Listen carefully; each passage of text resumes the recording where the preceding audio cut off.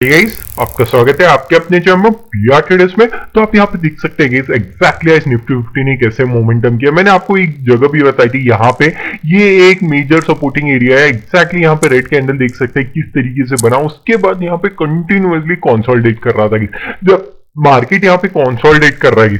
अगर इतना बड़ा रेड कैंडल बन चुका है ऑलरेडी और फिर भी अगर यहाँ पे क्रॉस कर रहा है, इट मींस यहाँ पे बायर का डोमिनेंस फिर भी ज्यादा है यहाँ पे। ठीक है, ये बहुत इंपॉर्टेंट पॉइंट है गाइस, थोड़ा सा मैं डिटेल में समझा दूंगा गाइस। ठीक है, यहाँ पे देख सकते हैं ये रेड कैंडल बना गाइस। ठीक है, अगर इस यहाँ पे सेलर्स बहुत ज्यादा हावी है या फिर बहुत ज्यादा आज सेलिंग दिखने के लिए हमें मिलने चाहिए, तो क्या होता है गाइस, यहाँ पे जैसे ही इसका हाई बना है, इसका हाई नहीं ब्रेक होता गाइस कभी भी। और अगर हाई ब्रेक भी होता है तो यहाँ पे देखिए इतने देर तक बायर्स इतना डोमिनेंस दिखा रहे थे। यहाँ पे जो डोमिनेंस दिख रहा था, इट मींस ये बाइंग के लिए था गाइस। आप हमेशा याद रखिए गाइस, अगर यहाँ पे एक बड़ा रेड कैंडल बन चुका ऑलरेडी और उसके ऊपर बहुत देर तक थोड़ा सा ट्रेड कर रहा है और नीचे बिल्कुल भी नहीं आ रहा, इट मींस यहाँ पे बायर्स ऑलरेडी एक्टिव है। यहाँ पे बिल्कुल भी एक सेलर का डोमिनेंस खत्म हो चुका है। यहाँ पे जब कंटिन्यूअसली कंसोलिडेट कर रहा था, ये पॉइंट था गाइस, यहां पे डबल टॉप ऑलरेडी बन चुका था गाइस। ठीक है गाइस, मैं हमेशा बताता हूं गाइस, जब भी डबल टॉप बनता है, अगर एक स्ट्रॉन्ग ग्रीन कैंडल बन जाए फिर पुल बैक आ जाए, तब मैं यहां पे कंसीडर करता हूं। लेकिन यहां पे जैसी स्ट्रॉन्ग ग्रीन कैंडल बना गाइस, यहां पे इसी ग्रीन कैंडल में हमने बाय कर लिया था। 20 रुपीज का एसएल रखा था गाइस, थोड़ा सा बड़ा एसएल रख लिया था क्योंकि मेरे को लग रहा था अगर एक कंसोलिडेशन फेज में भी चला जाता है, उसके बाद एक ब्रेकआउट होता है तो भी एक अच्छा सा प्रॉफिट मिल सकता है। उस वजह से हमने 20 रुपीज का एसएल रखा था और एक कंटिन्यूअसली यहाँ पे एक बढ़िया सा मोमेंटम तो दिया। फिर यहाँ पे कंटिन्यूअसली कंसोलिडेट करने लगा। मुझे लगा कि इसका जैसे इस कैंडल का ब्रेकआउट होगा तो एक बढ़िया शूटअप मिलेगा, लेकिन जैसे ही ब्रेकआउट होने की कोशिश कर रहा था, यहाँ पे फिर से कंसोलिडेट करने लगा गाइस। जैसे ही ग्रीन कैंडल में नेक्स्ट, ये जैसे ही बड़ा ग्रीन कैंडल में नेक्स्ट कैंडल रेड जैसे ही बन रहा था, हमने एग्जिट कर लिया गाइस, क्योंकि ऑलरेडी हमें पता था कि यहाँ पे एक ना ही बायर डोमिनेंस दिख रहा था, ना ही सेलर उतना डोमिनेंस दिख रहा था। क्योंकि यहाँ पे देख सकते हैं कंटिन्यूअसली यहाँ पे बायर्स और सेलर्स फाइट कर रहे थे। ठीक है, और लास्ट के आधे घंटे में कोई भी मार्केट को इधर से उधर नहीं लेके जाता गाइस। याद रखिए गाइस, अगर ऑप्शन यहाँ पे आप बाइंग करते हैं तो ये जरूर से ध्यान रखिए, एक एक्सपायरी हो तो ठीक है, कहीं पे भी लेके जा सकता है आखिर के आधे घंटे में। ठीक है, लेकिन आखिर के आधे घंटे में यहाँ पे क्यों नहीं लेके गए, क्योंकि आज ऑलरेडी आप जानते हैं कि यहाँ पे आज वेडनेसडे था, कल थर्सडे और एक्सपायरी मिलेगी। उस वजह से यहाँ पे कंटिन्यूअसली कंसोलिडेट करते हुए क्लोज कर गया गाइस। होप आपने इसको ट्रेड किया होगा, हमने भी निफ्टी 50 में ट्रेड किया, एक बढ़िया सा प्रॉफिट जनरेट किया गाइस। होप आपने भी ट्रेड किया होगा एक जनरली और बढ़िया सा प्रॉफिट जनरेट किया होगा। यहाँ पे आप देख सकते हैं, मैंने आपको कहा भी था ये एक एरिया है जहां पे बायर्स और सेलर्स फाइट कर सकते हैं। यहाँ पे सेलर्स आए, कंटिन्यूअसली कंसोलिडेट किया, अपसाइड जाने की कोशिश किया। यहाँ पे हमने भी कॉल को बाय किया था गाइस, नो डाउट यहाँ पे हमने कॉल को बाय किया था, अपसाइड गया, नीचे आया, फिर कंटिन्यूअस कंसोलिडेट करने लगा। यहाँ पे इसी रेड कैंडल में हमारा एक एसएल हिट हो गया, 10 रुपीज का जो हमने एसएल रखा था वो हिट हो गया था, कोई बात नहीं गाइस।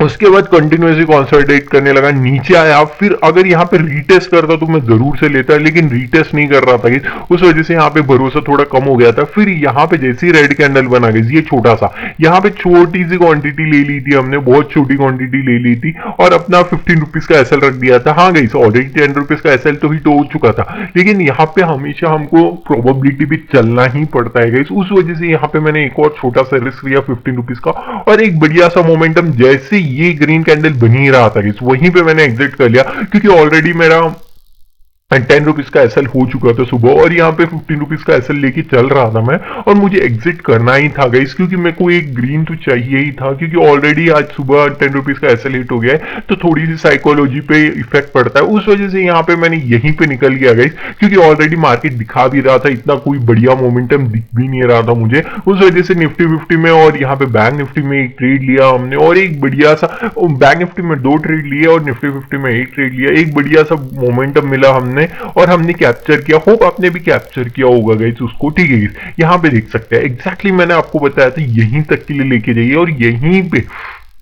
एक सेलिंग आई और एग्जैक्टली इसी एरिया से वापस चले गए और उसके बाद यहाँ पे देख सकते हैं बायर डोमिनेंस आया, कंटिन्यूअसली कंसोलिडेट के नीचे आने की कोशिश किया, लेकिन जैसे कि मैंने आपको कहा था कि बायर जो है और सेलर्स जो है वो दोनों ही आज फाइट में ही बिजी थे गाइस। और बैंक निफ्टी और निफ्टी में थोड़ा बहुत जो भी प्रॉफिट हुआ गाइस हमने मिनिममली निकाला, आज उतना बढ़िया प्रॉफिट नहीं हुआ। कल के दिन बहुत बढ़िया प्रॉफिट हो सकता है गाइस, क्योंकि कल थर्सडे एक्सपायरी है। होप आपको ट्रेड करना होगा कल, और अगर आप ट्रेड करेंगे एक बढ़िया सा जैकपॉट एक्सपायरी हम कल के लिए एक्सपेक्ट कर रहे हैं। हाँ, प्राइस एक्शन बहुत इंपॉर्टेंट है। चलिए गाइस, कल के लिए कहाँ पे मार्केट मोमेंटम कर सकते हैं, कैसे ट्रेड करेंगे, क्या बिहाइंड द लॉजिक है, उसके बारे में देख लेते हैं गाइस। तो गाइस आप यहाँ पे देख सकते हैं, यहाँ पे निफ्टी 50 का चार्ट है। कल कहाँ पे मोमेंटम कर सकता है, अगर यहाँ पे गैप डाउन ओपन हो जाए या फिर फ्लैट ओपनिंग हो, यहाँ पे गैप डाउन ओपन हो जाएगा, उसके बाद जैसे यहाँ पे सपोर्ट लेगा या फिर एक फ्लैट ओपनिंग होने के बाद यहाँ पे नीचे आने के बाद सपोर्ट लेगा, ये फर्स्ट टारगेट हो जाएगा, ये सेकंड टारगेट हो जाएगा गाइस हमारे लिए, ये थर्ड टारगेट हो जाएगा और ये फोर्थ एंड फाइनल टारगेट हो जाएगा गाइस। ठीक है गाइस,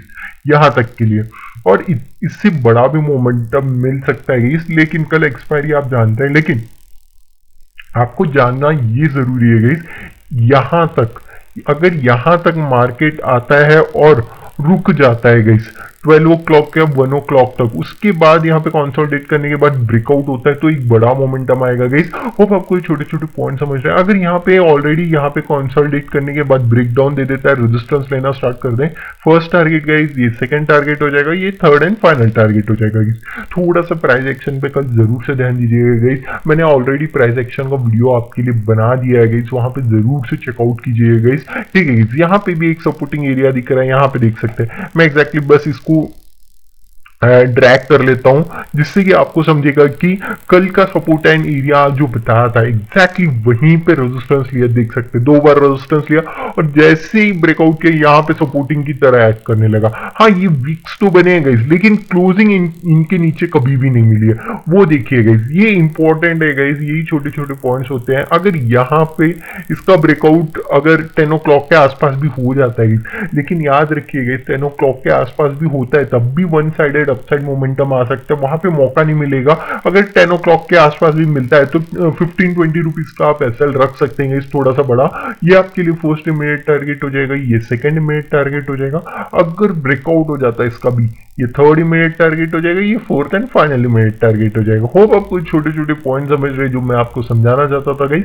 ठीक है, अगर यहां से ब्रेकडाउन देने के बाद रेजिस्टेंस लेना स्टार्ट करते हैं, फर्स्ट टारगेट हो जाएगा, ये सेकंड टारगेट हो जाएगा गाइस आपके लिए बैंक निफ्टी के लिए, ये थर्ड टारगेट हो जाएगा गाइस और फोर्थ टारगेट यहां तक के लिए भी लेके जा सकते हैं गाइस। ठीक है गाइस, आपको ये छोटे छोटे पॉइंट समझ रहे हैं गाइस। हाँ, हो सकता है कि साइडवेज मार्केट हो, लेकिन हमें प्रिपेयर रहना, हमको प्राइस एक्शन देखनी है। अगर प्राइस एक्शन दिख रहा है कि एक बढ़िया मोमेंटम आ सकता है तो जरूर से कॉल या फिर पुट को जरूर से बाय कीजिए गाइस। कल एक बढ़िया सा एक्सपायरी हो सकता है गाइस, नो डाउट। ठीक है, यहाँ पे थोड़ा सा हम यहाँ पे एनालिसिस कर लेते हैं सबसे पहले, उसके बाद मैं आपको डिटेल में समझाऊंगा। ठीक है, यहाँ पे भी देख सकते हैं कंटिन्यूसली रेजिस्टेंस ले रहा था, फिर सपोर्ट लेने लगा है। ठीक है, इसका ब्रेकआउट देना चाहिए गाइस, इस एरिया का ब्रेकआउट होना चाहिए। ठीक है, अगर फ्लैट ओपन होता है तो बहुत बढ़िया, 10 o'clock के बाद ब्रेकआउट होता है, फर्स्ट टारगेट ये सेकंड टारगेट हो जाएगा गाइस। और अगर थर्ड टारगेट के लिए जाना है तो यहां तक के लिए जाऊंगा और फोर्थ एंड फाइनल टारगेट यहां तक के लिए लेके जा सकते हैं गाइस। ठीक है गाइस, अगर और बड़ा भी मिल सकता है, लेकिन गाइस प्राइस एक्शन जरूर से देखिए गाइस, और अगर प्राइस एक्शन अच्छा दिखता है तो नो डाउट गाइस एक बड़ा मोमेंटम आ सकता है कल के दिन। हाँ, अगर नहीं भी आता है तब भी आपको प्राइस एक्शन देखना है गाइस।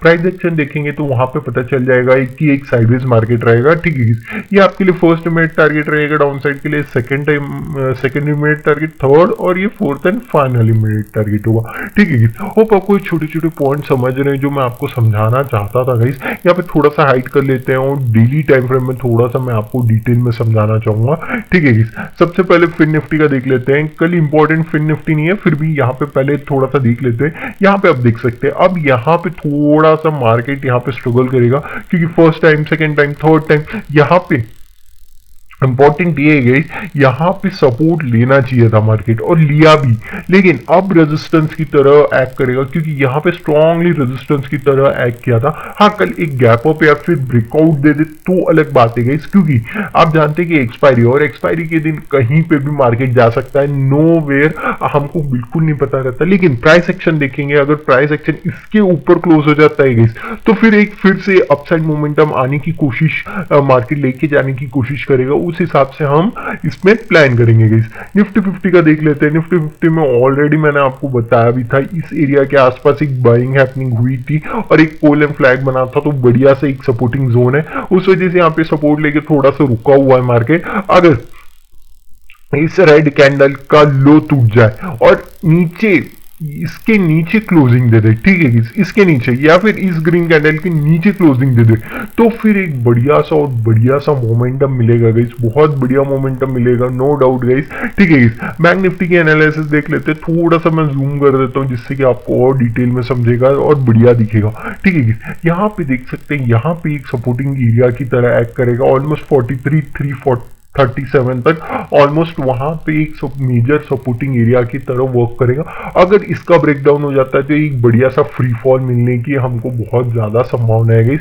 यहाँ पे देख सकते हैं ऑलरेडी यहाँ पे हेड एंड शोल्डर बोल भी रहे होंगे गाइस, लेकिन ये हेड एंड शोल्डर तो बड़े टाइम फ्रेम में बना, हमको बड़े टाइम फ्रेम में उतना इंपॉर्टेंट नहीं है गाइस, हमको छोटे टाइम फ्रेम में एक बढ़िया सा मोमेंटम कैप्चर करना है, हर दिन एक बढ़िया मोमेंटम कैप्चर करना है। ये नहीं है कि एक बड़ा सा मोमेंटम, अब यहाँ पे फ्यूचर ना ही बाई कर रहे हैं ना ही इक्विटी बाय कर रहे हैं, जहां पे ओके यहाँ पे हेड एंड शोल्डर दिख गया, ठीक है, यहाँ पे सेल कर दो, इक्विटी है। नहीं, हम रोज इंडेक्स में ट्रेड करते हैं, तो ट्रेड करेंगे तो आप जानते हैं कि रोज का आपको कुछ सर्टन ऑफ अमाउंट लेके जाना ही पड़ेगा, क्योंकि आप जानते हैं कि यहाँ पे इन्वेस्टिंग जैसा नहीं है, यहाँ पे इन्वेस्ट कर दिया उसके बाद 10 साल बाद देखो, नहीं, यहाँ पे जस्ट जो 10 साल बाद देखते हैं वही यहाँ पे हर सेकेंड एक एक दिन के बराबर होता है हमारे लिए, और एक बढ़िया मोमेंटम जरूर से कल के लिए कैप्चर कर सकते हैं। होप आपको ये छोटे छोटे पॉइंट समझोगे। अगर कोई भी डाउट हो प्लीज कमेंट करके जरूर से बताइए।